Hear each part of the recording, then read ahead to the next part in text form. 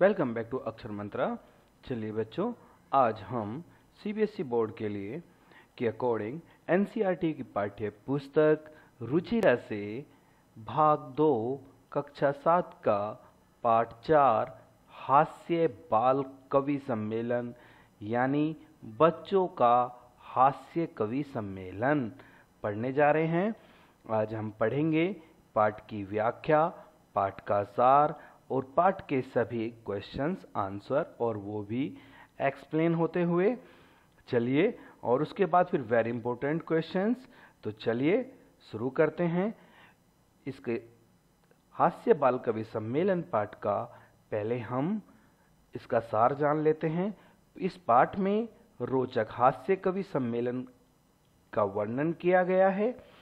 पाठ में अव्यय का प्रयोग हुआ है जो तीनों लिंगों में, तीनों वचनों में, सभी विभक्तियों में, ये व्यक्तियों नहीं, ये विभक्ति है। जो विभक्ति में एक रूप रहता है और पदार्थ जिसका व्यर्थ अर्थात परिवर्तन नहीं होता वह अव्यय कहलाता है।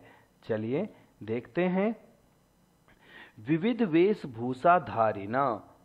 विविध वेशभूषा धारिना, विविध माने अनेक प्रकार के, वेशभूषा धारण किए हुए चार बालक, वया मंचस्य, चार बाल कवया यानी चार बाल कवि मंच के ऊपर उपविष्टा माने बैठे हुए हैं। अध बीच में श्रोता सुनने वाले, हास्य कविता को सुनने वाले उत्सुक हो रहे हैं और कोलाहल च कुर्वन्ति, और वे कोलाहल भी कर रहे हैं। कोलाहल यानी शोर करना। विभिन्न वेशभूषा वाले चार बाल कवि मंच के ऊपर बैठे हुए हैं। नीचे श्रोतागण हास्य कविता सुनने के लिए उत्सुक हैं, लालायित हैं और वे शोर मचा रहे हैं। अब आगे चलते हैं। संचालक। अलम कोलाहलेन, अलम माने बंद करो, कोलाहल शोर करना बंद करो। अद्यम, अद्य माने आज, परम माने बहुत ज्यादा, हर्षस्य खुशी का अवसर है। यत् अस्मिन जो आज, कवि सम्मेलन काव्यहंतारा, काव्य का काव्य सम्मेलन में काव्यहंतारा काव्य को नष्ट करने वाले, कालियापकाश्च कालियापक यानी समय को बर्बाद करने वाले, भारतस्य भारत के, हास्य कवि धुरंधरा हास्य कवि के धुरंधर यानी छोटे छोटे प्यारे प्यारे बच्चे समागत आए हुए हैं। यही आओ करतल ध्वनि ना, कर माने हाथ, हाथ की तालियों से, वयम हम सब, एतेसाम इन सब का स्वागत करें। संचालक शोर करने से बस करो, शोर मत करो, आज बहुत प्रसन्नता का अवसर है। इस कवि सम्मेलन में काव्यहंता काव्य को नष्ट करने वाले, कालियापक समय बर्बाद करने वाले, भारत के श्रेष्ठ हास्य कवि आए हुए हैं। आओ हम सब तालियों से इनका स्वागत करें। गजाधर। सर्वेभ्यो रसिकेभ्यो नमो नमः। एक कवि आते हैं, उनका नाम गजाधर है, उनका नाम गजाधर। सर्वेभ्यो रसिकेभ्यो नमो नमः। सभी रसिकेभ्य यानी सभी सुनने वाले को नमस्कार। प्रथम तावत, तब तक मैं आधुनिक वैद्य हूँ के लक्ष्य को करके, उद्देश्य यानी लक्ष्य को करके स्वकीयम अपनी काव्य सुनाता हूँ। तब तक मैं आज आधुनिक वैद्य, जो आज के डॉक्टर्स हैं, जो आज के वैद्य हैं, उनको उद्देश्य करके आज मैं अपनी कविता सुनाता हूँ। वैद्यराज नमस्तुभ्यं यमराज सहोदर, यमस्तु हरति प्राणान वैद्य प्राणान धनानि च। अर्थात वैद्यराज नमस्तुभ्यं यमराज सहोदर, यमस्तु हरति प्राणान वैद्य प्राणान धनानि च। अर्थात वैद्यराज नमस्तुभ्यम, वैद्यराज को नमस्कार है, वैद्यराज नमस्कार है। यमराज सहोदरा, यमराज के भाई आपको नमस्कार है। यमस्तु हरतु प्राणान, यानी यमराज तो सिर्फ प्राणों को हरता है, और वैद्य प्राणान धनानि च, वैद्य प्राणों को धन की ओर ले जाता है। सर्वे उच्च हसंती, सब जोर से हंसते हैं। गजा, इसका हिंदी अनुवाद देखते हैं। गजाधर, सब नीरस जनों को नमस्कार। तब तक मैं आधुनिक वैद्य को लक्ष्य करके अपनी कविता सुनाता हूँ। हे वैद्यराज, हे यमराज के भाई, आपको नमस्कार है। यमराज तो प्राणों को ले जाता है, वैद्य प्राणों को और धन को ले जाता है। सब जोर से हंसते हैं। चलिए आगे देखते हैं। कालांतक, कालांतक यानी कालांतक, कालियापक। अरे वैद्यास्तु सर्वत्र, वैद्य तो सब जगह हैं, परंतु न ते माद्रसा कुशला जनसंख्या निवारणे, परंतु जनसंख्या कम करने में मेरे जैसे निपुण नहीं हैं। ममापि काव्यम, मेरा काव्य सुनिए। इदम शृण्वन्तु भवन्ता, आप मेरा काव्य सुनिए। ठीक है। चिता प्रज्वलितां दृष्ट्वा वैद्यो विस्मयागत, न हम गतो न मे भ्राता कस्येद् हस्तलाघवम्।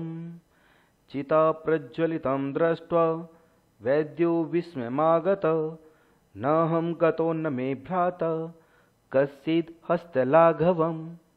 कहते हैं चिता प्रज्वलिताम, चिता को जलती हुई चिता को देख करके वैद्य तो आश्चर्यचकित हो जाता है, क्योंकि नहा गतो, ना तो मैं गया ना मेरा भाई, कस्येद हस्तलाघवम, यह किसके हाथ की सफाई, कस्येद किसके हाथ की सफाई।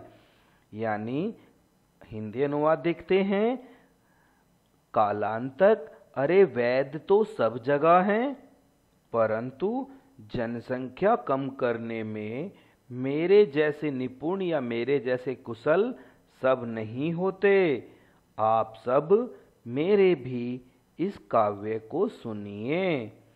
चिता को जलती हुई देखकर वैद्य ने आश्चर्य किया कि न मैं गया न मेरा भाई, यह किसके हाथ की सफाई है। सब फिर हंसते हैं। तुंदिल, अब तुंदिल को देखें। एक दूसरा कवि आ गया है तुंदिल, इसको भी देख लेते हैं। तुंदस्य यानी तोंद, पेट निकलता है ना लोगों का, लाला जी का, और पेट को जब निकल जाए बाहर और वो लटक लटक जाए और वो हो जाता है तोंद, लाला जी होते हैं ना। तोंद, ऊपरी हस्तम आवर्तयन, तोंद के ऊपर हाथ फेरते हुए। तुंदिलोहम, मैं तुंदिल हूँ, यानी मैं तोंद हूँ, मेरी भी कविता सुनिए। मपापी, ममापी, मेरी भी। इदम, मेरा भी काव्य अब सुनिए और जीवन में धारण करें। अब देखो ये क्या कवि बोलता है। परा अन्नम, परा माने दूसरा, अन्न माने भोजन, दूसरे का भोजन प्राप्य करना, प्राप्त करना। दुर्बुद्धे मां शरीरे दया कुरु। दूसरे का भोजन, परान्नम दूसरे का भोजन प्राप्त करने पर करके मां शरीरे अपने शरीर पर दया मत करो। परा अन्नम, क्योंकि परा अन्नम, परा माने दूसरा, अन्न माने भोजन, दूसरे का भोजन इस दुनिया में दुर्लभ है। लोके, इस दुनिया में दुर्लभ है। शरीरानी पुनः पुनः, शरीर तो बार बार आ जाता है। सर्वे पुनः अट्टहासम कुर्वन्ति, सब फिर जोर से हंसते हैं। इसका हिंदी अनुवाद देखते हैं। तुंदिल, नेक्स्ट कवि, तोंद के ऊपर हाथ फेरते हुए, मैं तुंदिल हूं, अरे मेरी भी कविता को सुनो और क्या करना है, जीवन में अपनाओ। दुष्ट बुद्धि वाले, दूसरे का अन्न प्राप्त करके शरीर पर दया मत करो, क्योंकि संसार में दूसरे का अन्न दुर्लभ है। शरीर बार बार मिलता रहता है। सब जोर से हंसते हैं। बच्चों, आप ये नहीं देख रहे हैं, इसमें जो भी इन्होंने बोला है, बाल कवि ने, बच्चों ने कविता करी है, वो उन्होंने पूरी कविता उन्होंने उल्टी कर दी। उन्होंने पूरी वो उल्टा सीधा बोला। तभी तो ये एक हास्य कवि सम्मेलन हो गया, यानी हंसी का कवि सम्मेलन। हंसी का कवि सम्मेलन देख रहे हो। परा अन्नम, दूसरे का भोजन करना दुर्लभ है। शरीरानी पुनः पुनः, अपने शरीर को पुनः प्राप्त किया जा सकता है। अरे शरीर तो एक ही बार प्राप्त होता है, दूसरे का भोजन तो बार बार प्राप्त हो सकता है। परंतु इन्होंने उल्टा बोला है, क्योंकि ये हास्य कवि सम्मेलन है, इसीलिए। परा अन्नम दुर्बुद्धे, दूसरे का भोजन प्राप्त करके दुर्बुद्ध व्यक्ति भी अपने शरीर पर दया नहीं करनी चाहिए। यानी इंडिया है या पेट है या इंडिया गेट है। अब आप सोचें, पेट है या इंडिया गेट है, आए जाए आए जाए। भोजन भी उतना करना चाहिए उचित में, तो जितना भूख हो उससे भी थोड़ा कम करना चाहिए। सब फिर जोर से हंसते हैं। अब देखिए नेक्स्ट देखते हैं। अब ये नेक्स्ट कवि चारवाक बना हुआ है। अब ये क्या कविता सुनाता है, इसे भी देखते हैं। आम आम, यानी ठीक है, हाँ हाँ।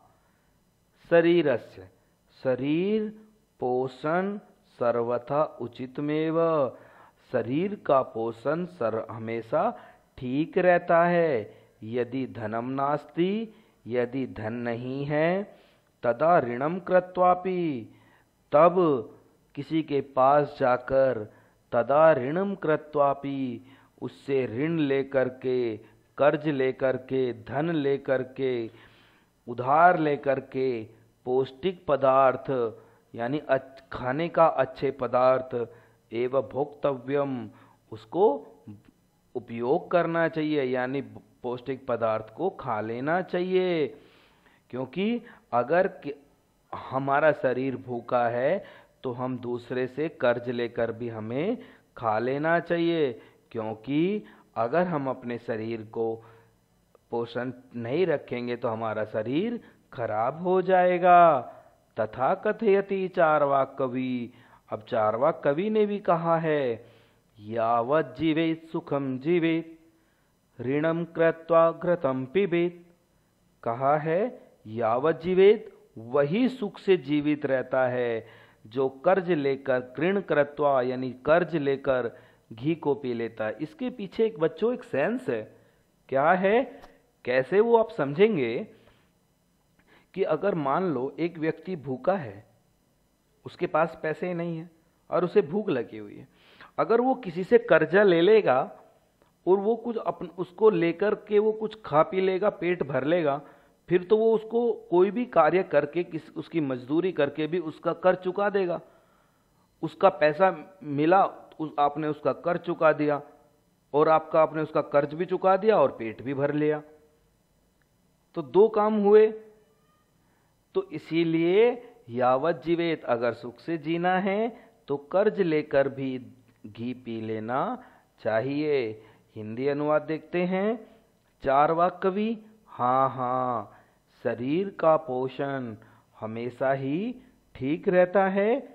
अगर धन नहीं है व्यक्ति के पास, तब कर्ज लेकर भी पौष्टिक शरीर को बलवान बनाने वाले पदार्थों का ही उपयोग करना चाहिए। क्योंकि चारवाक कवि कहते हैं, जब तक जियो सुख से जियो, जीना चाहिए। कर्ज यानी उधार लेकर भी घी पियो, पीना चाहिए। अब नेक्स्ट देखते हैं।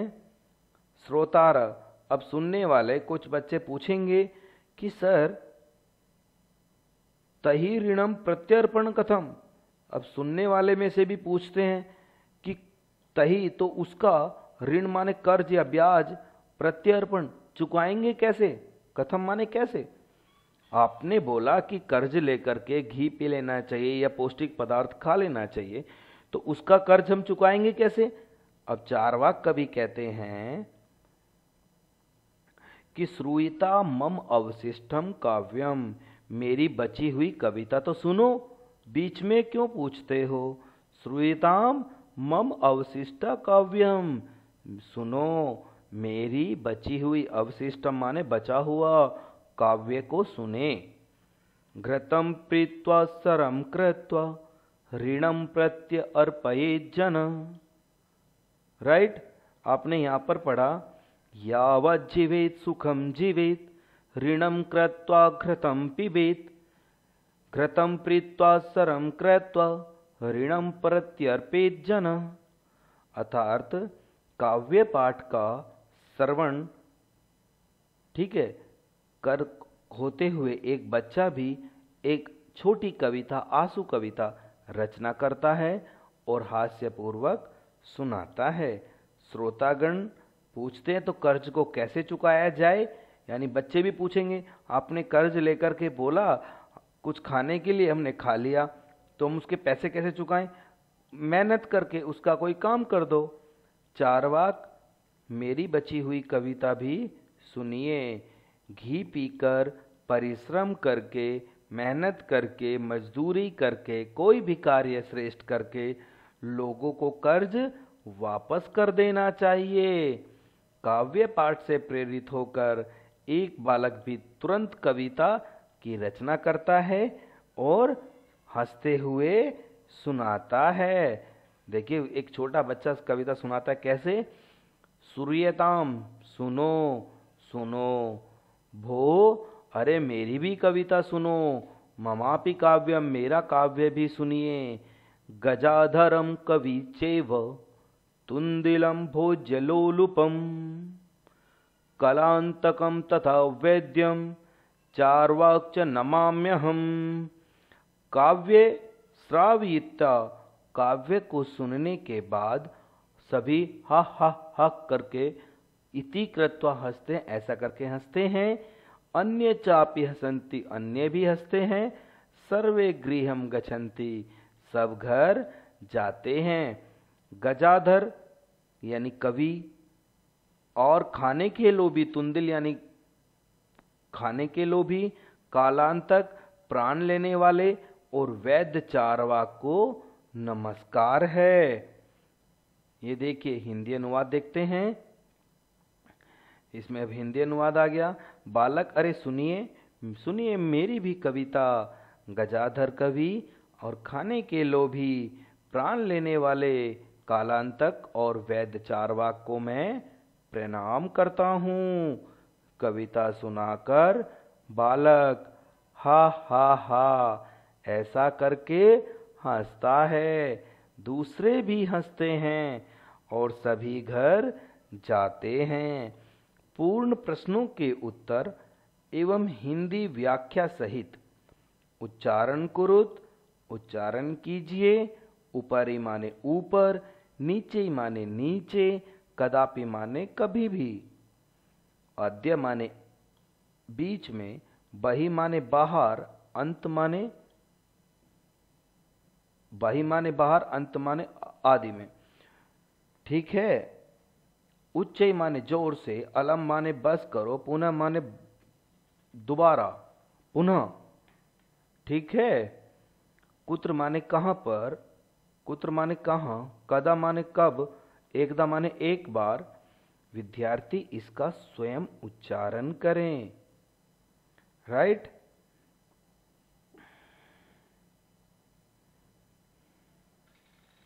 चलिए, अद्य माने बीच में, बहि माने बाहर, अंत माने अंत में, अंतः। ठीक है, अंत बोल देते ना। मंजूषात अव्ययपदानि चित्वा वाक्यानि पूरयत। मंजूषा से अव्यय पद को चुन करके वाक्यों को पूरा करें। लिखा हुआ है, ये लो, वृक्षस्य खगा वसंती। वृक्ष के, वृक्ष खग हैं, यानी वृक्ष, वृक्ष और ये लिखे हैं पक्षी हैं, तो क्या होगा, ऊपरी।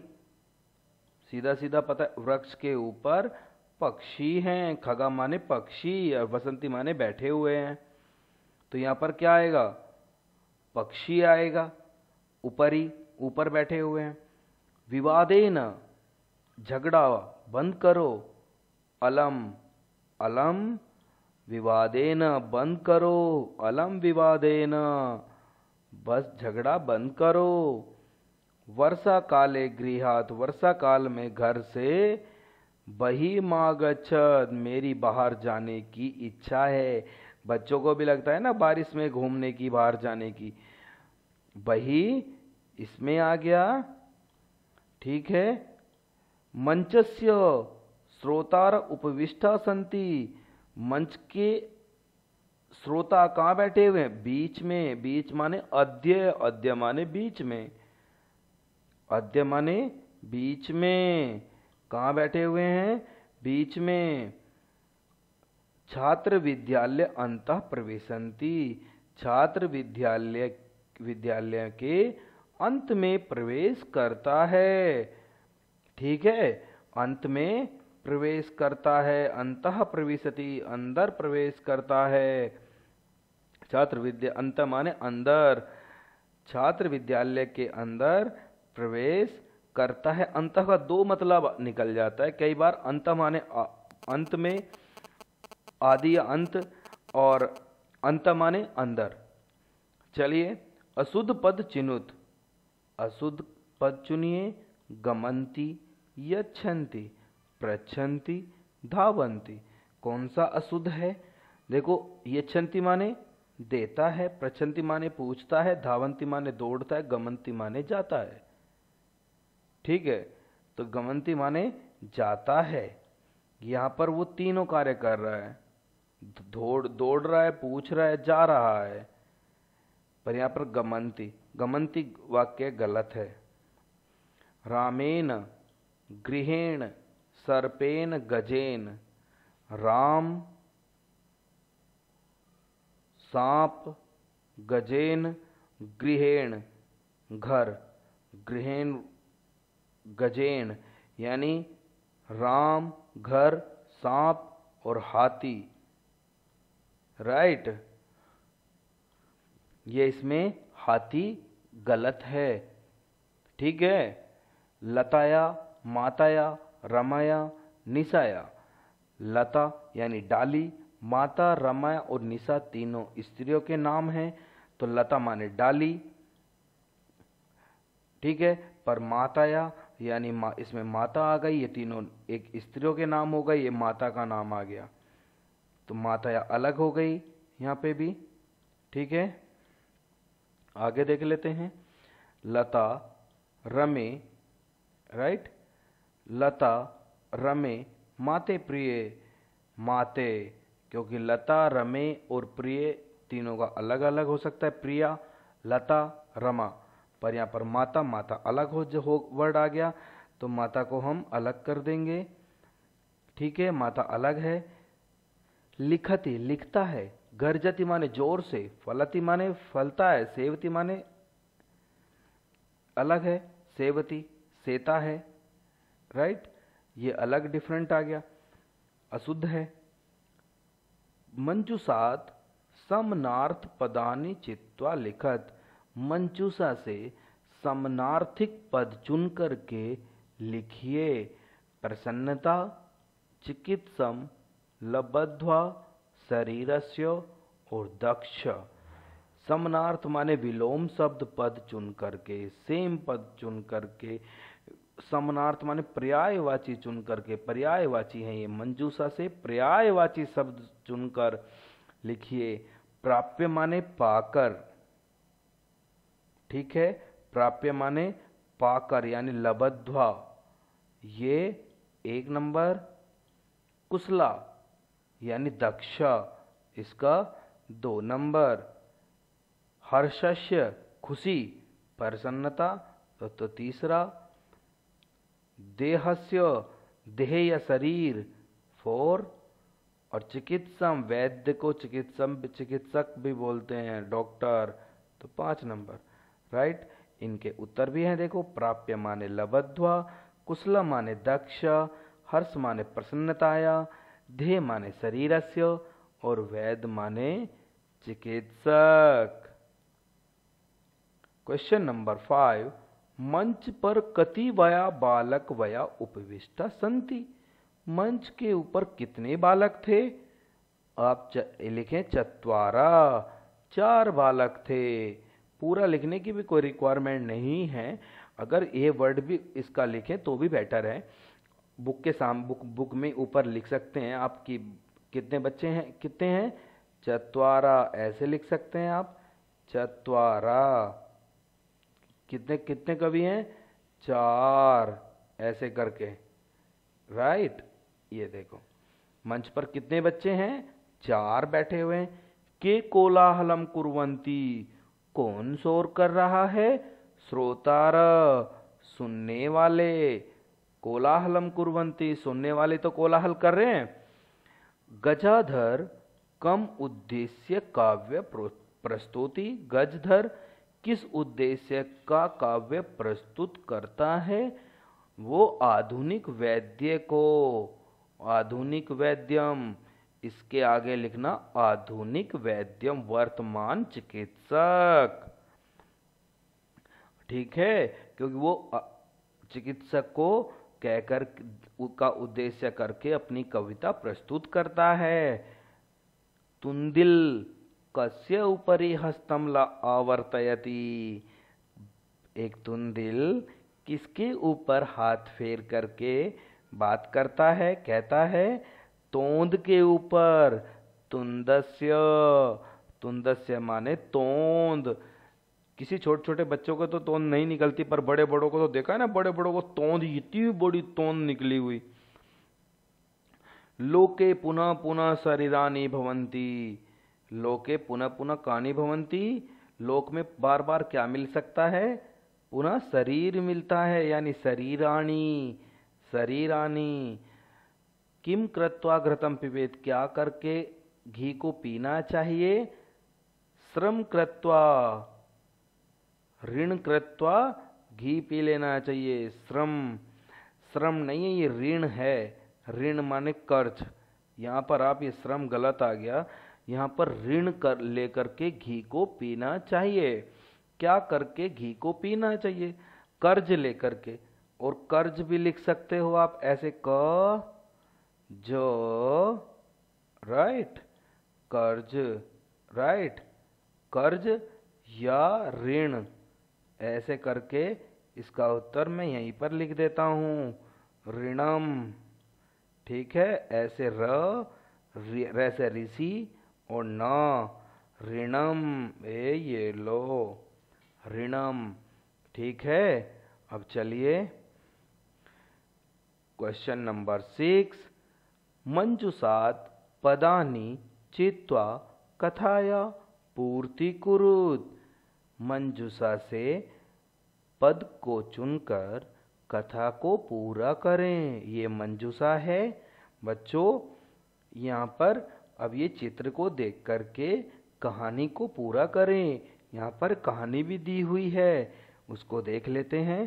पहले हम वर्डों को देखते हैं। नासिकायामेव, वारंवार, बार बार, खड्गमेन माने तलवार, दूरम माने दूर से, मित्रता माने दोस्ती, मक्षिका माने मक्खी, व्यंजनेन माने फल, उपविशत माने बैठ जाती हैं, छिन्न माने कट जाती है, सुप्त माने सोते हुए, प्रिय माने प्रिय। अब ये देखिए, ये एक इंसान लौटा हुआ है और इसके ऊपर नंगी तलवार लिए कौन बैठा है? बंदर, राइट। पुरा एकस्य नृप, पहले एक राजा और एक वानर रहते थे। ठीक है, इसको हम यहां से ऐसे समझते हैं। उत्तर ही देख लेते हैं सीधा। पुरा एकस्य, पहले एक राजा और एक वानर थे, उसका एक प्रिय वानर था। यानी एक राजा का एक प्रिय वानर था, यानी बंदर था। एक बार राजा सोया हुआ था और वानर व्यंजनेन तम अविजियत, और वानर व्यंजन को की रक्षा कर रहा था। तभी एक मक्खी राजा की नाक पर बार बार बैठ रही थी। उपविशत, फिर भी वानर बार बार व्यंजनेन से यानी फलों से उसको उड़ा रहा था। निवारयति, बार बार उसको हटा रहा था। फिर भी वह पुनः पुनः बार बार मक्खी राजा की नाक पर बैठ गई और अंत में समक्षिका, उसने मक्खी को मारने के लिए खड्ग प्रहारेण, खड्ग का प्रहार किया, तलवार का प्रहार किया। मक्खी तो उड्डयति दूरम, मक्खी तो उड़ करके दूर जा बैठी। गतः, किंतु खड्ग प्रहारेण, किंतु खड्ग के प्रहार से राजा की नासिका छिन्न अभवत, राजा की नाक छिन्न गई। ठीक है बच्चों, एते अवोच्यते, एते सही कहा गया है। मूर्ख जने सह मित्र नोचिता, मूर्ख जने, मूर्ख लोगों के साथ, मूर्ख व्यक्तियों के साथ मित्रता नहीं करनी चाहिए। मूर्ख जनों व्यक्तियों के साथ मित्रता नहीं करनी चाहिए। ठीक है, चलिए आगे देखते हैं इसका लास्ट क्वेश्चन। विलोम पदानी योजयत, अब हम विलोम पद देखते हैं। अद माने अद माने बीच में, राइट, और अद्य माने बीच में। तो अद माने, अद का क्या होगा? नीचे? नहीं, अद माने ऊपर, अद का होगा ऊपर। दुर्बुद्धे, दुर्बुद्धे सुबुद्धे, उच्चई नीचई, अंत, अंत माने अंदर और बाही माने बाहर। दुर्लभम सुलभम, विलोम पदानी योजयत, विलोम पद को किसे योजना करें? अध, अध माने ऊपर, नहीं, अंत माने बाहर, दुर्बुद्धि माने सुबुद्धि, उच्चई माने नीचई, ऊपर नीचे, दुर्लभम यानी सुलभम। ठीक है बच्चों, यह आपका चैप्टर पूर्ण होता है। किसी भी त्रुटि के लिए हम माफ़ी चाहते हैं। वैसे हमने पूरी कोशिश की गई है कि कोई भी त्रुटि न हो, और छोटी छोटी एक दो त्रुटि आई हैं उनको मैंने बता दिया है। तो बच्चों, यह आपका चैप्टर पूर्ण होता है। आप घर पे रहें, अच्छे से पढ़ते रहें और समझते रहें। तो हंसते रहें, हंसाते रहें। Thank you very much. जय हिंद, वंदे मातरम।